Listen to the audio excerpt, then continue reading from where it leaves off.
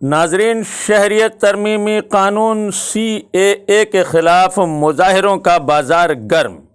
हंगामा है क्यों बरपा, गली कूचा सड़क मोहल्ला, CAA पर मचा है हल्ला। कोलकाता में होने वाले एहतजाज और मुजाहिरों के लिए जुड़े रहिए मशरिक़ न्यूज़ के साथ। हम बातें करेंगे दानिश्वरों से, समाजी कारकुनों से, लीडरान से और जानना चाहेंगे आम लोगों की राय। देखते रहिए CAA पर क्या है मगरबी बंगाल का रद्द अमल। देखिए, ऐसा है कि आप अच्छी तरह से समझ रहे हैं कि आज हिंदुस्तान को कैसे मोड़ पे लाकर मरकज़ी हुकूमत, जो भारतीय जनता पार्टी की सरकार है, अमित शाह और नरेंद्र मोदी की सरकार है, हुकूमत है, इसने एक ऐसे मोड़ पे हिंदुस्तान को लाकर खड़ा कर दिया है कि शायद आज़ादी के बाद से लेकर आज तक हिंदुस्तान कभी भी इतने ख़तरनाक मोड़ पर नहीं आया था। आप महसूस कर रहे होंगे आप लोग कि RSS का जो एजेंडा था कि हिंदुस्तान को हिंदू राष्ट्र बनाना है, और इस एजेंडे को अमली जामा पहनाने के लिए उनका दो एजेंट नरेंद्र मोदी और अमित शाह पूरी ताकत के साथ मैदान में उतर गए।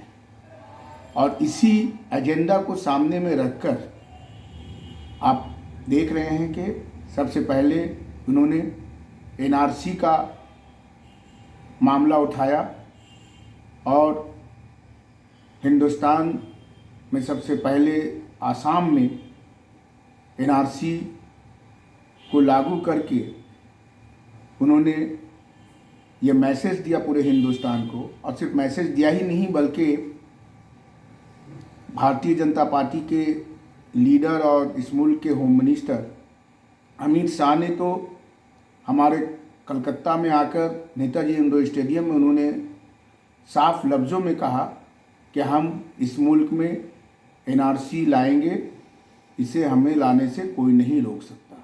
ये चैलेंज उन्होंने मगरबी बंगाल के indoor stadium, Netaji indoor stadium में किया था। और साथ ही साथ उन्होंने कहा था कि हम सिटीजन अमेंडमेंट बिल भी लाएंगे।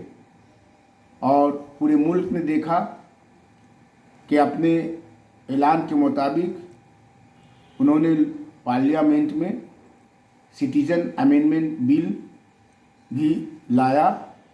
और इस सिटीजन अमेंडमेंट बिल में साफ लफ्ज़ों में जो बात कहने की कोशिश की कि मुसलमान के अलावा तमाम मज़ाहिब के लोगों को वो नागरिकता देंगे, सिटीजनशिप देंगे।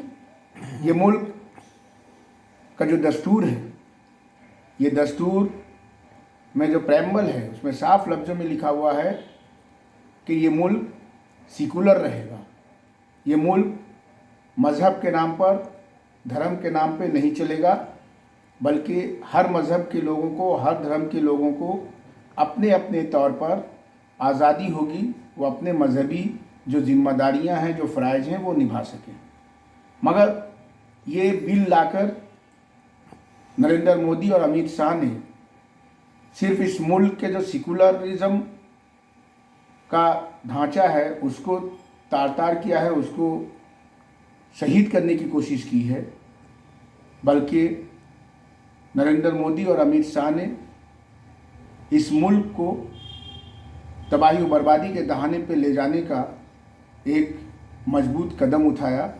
और हम कह सकते हैं कि हिंदुस्तान के संविधान विरोधी ये बिल जब पार्लियामेंट में पेश किया गया तो उस वक्त तो सबसे पहले अगर किसी ने सदाए एहतजाज बुलंद किया तो वो है हमारे मगरबी बंगाल की वज़ीर आला ममता बनर्जी। और उन्होंने इस साफ लफ्ज़ों में ऐलान कर दिया था कि हम किसी भी हालत से मगरबी बंगाल में NRC लागू करने नहीं देंगे। और जब अब सिटीजन अमेंडमेंट बिल आया तो इस बिल की नज़ाकत को समझते हुए इस बिल के मुखालफत में अगर कोई सबसे पहले मैदान में उतरा है तो वह है हमारी वज़ीर आला, मगरबी बंगाल की वज़ीर आला ममता बनर्जी। आज भी वो मैदान में डटी हुई हैं लड़ाई कर रही हैं और अल्लाह का शुक्र है कि ममता बनर्जी के इस लड़ाई में अब आहिस्ते आहिस्ते पूरा मुल्क शामिल होता जा रहा है।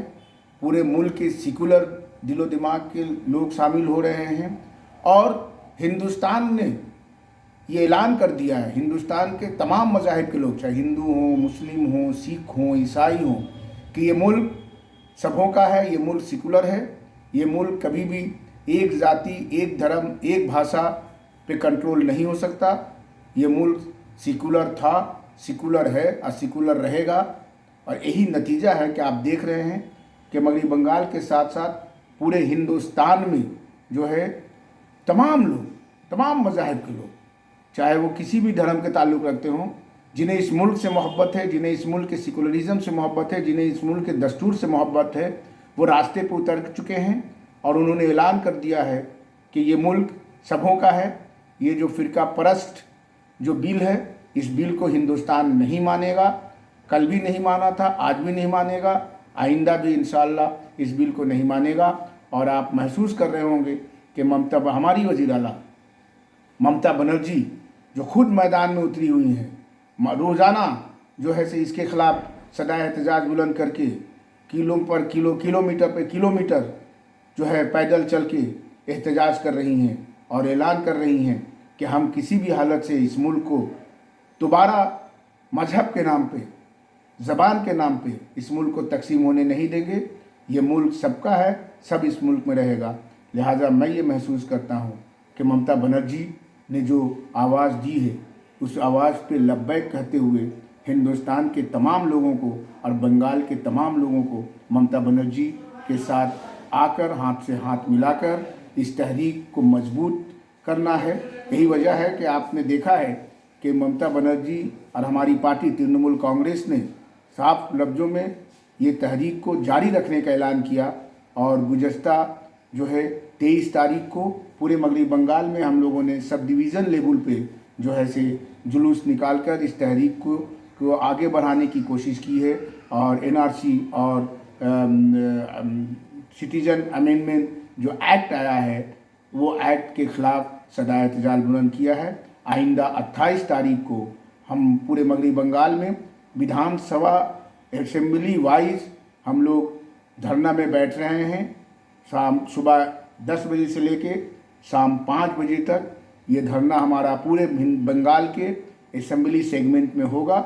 हमारे यहाँ भी नालहाटी में भी सुबह 10 बजे से 28 तारीख को वहाँ भी जो है एनआरसी और सिटीजन अमेंडमेंट जो एक्ट आया है, इसके ख़िलाफ़ धरना होगा। हमारा मुतालबा है कि एनआरसी और सिटीजन अमेंडमेंट एक्ट को वापस लेना होगा और जब तक के मरकज़ी सरकार, भारी झंझटिया पार्टी की सरकार, बीजेपी सरकार को, मैं बीजेपी को हमेशा भारी झंझटिया पार्टी कहता हूँ, इसी भारी झंझटिया पार्टी की सरकार जब तक ये बिल वापस नहीं लेती है, हिंदुस्तान के तमाम सेकुलर जहन के रखने वाले हिंदू, मुस्लिम, सिख, ईसाई मुत्तहिद होकर इस लड़ाई को लड़ेंगे। और हम इंशाअल्लाह जिस तरह से इस मुल्क से ब्रिटिश हुकूमत को, ब्रिटिश सम्राट को भगाने में कामयाब हुए थे मुत्तहिद होकर के, हिंदू, मुस्लिम, सिख, ईसाई एक होकर के कामयाब हुए थे, हमें यकीन है कि आरएसएस और भारतीय जनता पार्टी के इस साजिश को नाकाम करके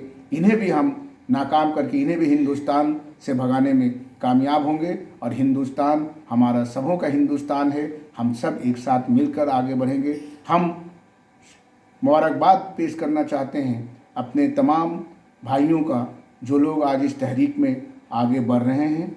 दुख की बात यह है कि इस तहरीक को दबाने की कोशिश जो है पूरे हिंदुस्तान के पैमाने पे भारतीय जनता पार्टी की पुलिस कर रही है और लखनऊ से लेकर के पूरे हिंदुस्तान में कर्नाटक तक, उत्तर प्रदेश से लेकर के कर्नाटक तक जो है पुलिस की गोलियां चलाकर दबाने की कोशिश की जा रही है। लेकिन वो है ना कि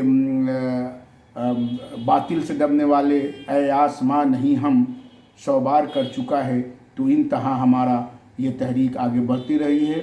हम उन शहीदों को भी खराज अक़ीदत पेश करना चाहते हैं जो हिंदुस्तान के हकूक़ की हिफाजत के लिए, हिंदुस्तान की दस्तूर की हिफाजत के लिए जो लोग अपने आप को शहादत के जाम नोश फरमाए हैं, जो लोग शहीद हुए हैं, हम उन्हें, उन शहीदों को भी खराज अक़ीदत पेश करना चाहते हैं। हम उनके घर वालों को भी खराज अक़ीदत पेश करना चाहते हैं कि हिंदुस्तान की तारीख़ रही है कि शहीदों का खून कभी भी रायगा नहीं गया है।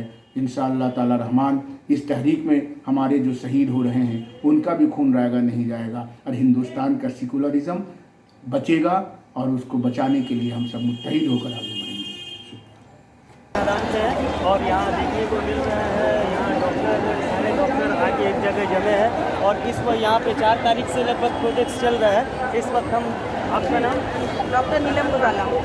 और इस वक्त हम बात करेंगे डॉक्टर जी से और इनका बयान क्या है ये सुन लीजिए। 4 तारीख से ये एहतजाज जो चल रहा है इसके बारे में इनका क्या कहना है?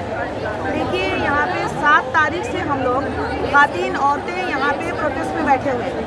हमारा ये मांग है, हमारी ये डिमांड है, हमारी ये ख्वाहिश है कि CAA को सरकार वापस ले। और अमित जी कुछ कहते हैं और हमारे प्रधानमंत्री जी कुछ कहते हैं। वो कभी कहते हैं कि NRC नहीं लगाएंगे, कभी कहते हैं NRC, अमित शाह आगे कहते हैं कि NRC हम पूरे हिंदुस्तान में लगाएंगे और प्रधानमंत्री जी कहते हैं कि NRC से कोई लेना देना नहीं है। CAA बिल पास हो गया, बिल में उन्होंने साफ लिखा है कि जो इंसान अपना डॉक्यूमेंट नहीं दिखा पाएगा उसको वो शहरियत देंगे, उसको सिटीजनशिप देंगे। सिटीजनशिप यानी उसको हिंदुस्तान का नागरिक बनाएंगे। लेकिन वो किसको बनाएंगे? हिंदू, सिख, ईसाई, जैन और बौद्ध को बनाएंगे, मुसलमानों को नहीं बनाएंगे। इसके अलावा उनकी ये बात है कि उन लोगों को सिर्फ 3 मुल्क से आया हुआ साबित करना होगा। They have to prove themselves that they are illegal migrant from Pakistan and Bangladesh and Afghanistan. This is very very bad thing. Hindustan में रहने वाला आदमी और अगर उसके पास डॉक्यूमेंट नहीं है, उसके बाद सरकार को उसको साबित करना पड़ेगा, उसको ये झूठ एक्सेप्ट करना होगा कि वो पाकिस्तान से, बांग्लादेश से और अफगानिस्तान से गैर कानूनी तौर पर आया है।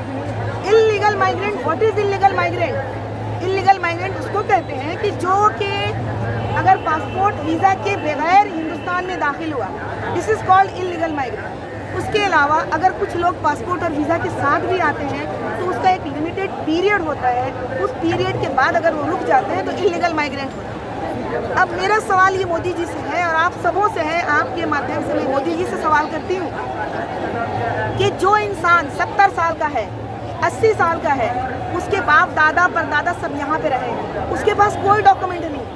मान लीजिए कि वो बिहार का इंसान है, बिहार में लास्ट ईयर सैलाब आया था, फ्लड आया था, सारी चीज़ें बह गई, पूरा घर बर्बाद हो गया, उसके पास कोई डॉक्यूमेंट नहीं। तो हाउ कैन ही प्रूव कि वो पाकिस्तान से आया है और वो बांग्लादेश से, अफगानिस्तान से आया है? तो ये चीज़ें किसी भी तरह से मानने के लायक है। दूसरा सबसे मेन पॉइंट है कि ये जो बिल पास हुआ है ये हमारे कॉन्स्टिट्यूशन के खिलाफ है। इंडियन कॉन्स्टिट्यूशन आर्टिकल 14 और आर्टिकल 15 के खिलाफ है। हमारा जो ये देश आज़ाद हुआ था 1947 में, ये एक सेकुलर डेमोक्रेटिक स्टेट बन के निकला था। हिंदुस्तान सेकुलर के मानी ये होते हैं कि इसका कोई धर्म नहीं है, इसका कोई मज़हब नहीं है, सारे मज़हब वाले यहाँ रहेंगे, सारे मज़हब वाले अपने मज़हब पे चलेंगे, सारे मज़हब वाले अपने मज़हब की तबलीग करेंगे, प्रीचिंग करेंगे, अशात करेंगे। और यहाँ मज़हब की बुनियाद पे कुछ लोगों को शहरियत दी जाएगी, कुछ को नहीं दी जाएगी। मेरा सवाल ये है कि हम शहरियत छीनेंगे क्यों? देना तो दूर की बात है, आप शहरियत छीनने वाले कौन हैं? This is unconstitutional, this is very very illegal. इसलिए हम लोग इसके खिलाफ बैठे हैं। सुप्रीम कोर्ट में केस हुआ है, सुप्रीम कोर्ट ने क्या किया कि 22 जनवरी का डेट दिया है, तो 22 जनवरी तक हम यहीं रहेंगे। 22 जनवरी के बाद सुप्रीम कोर्ट का क्या फैसला आता है? मुझे उम्मीद है कि हमारे चीफ जस्टिस ऑफ इंडिया हमसे बहुत ज़्यादा कॉन्स्टिट्यूशन समझते हैं, वो इस कानून को रोक देंगे। और अगर वो नहीं रोकते हैं तो हम लोग भी नहीं रुकने वाले। ये सरकार सुन ले, ये पूरी दुनिया सुन ले, ये मोदी जी सुन ले, ये अमित शाह सुन ले, हम लोग नहीं रुकने वाले। जान जाएगी तो जाए, पाकिस्तान नहीं जा सकते। कब्रिस्तान बनेगा तो बने, हमारा कब्रिस्तान हिंदुस्तान में बने। बहुत बहुत शुक्रिया।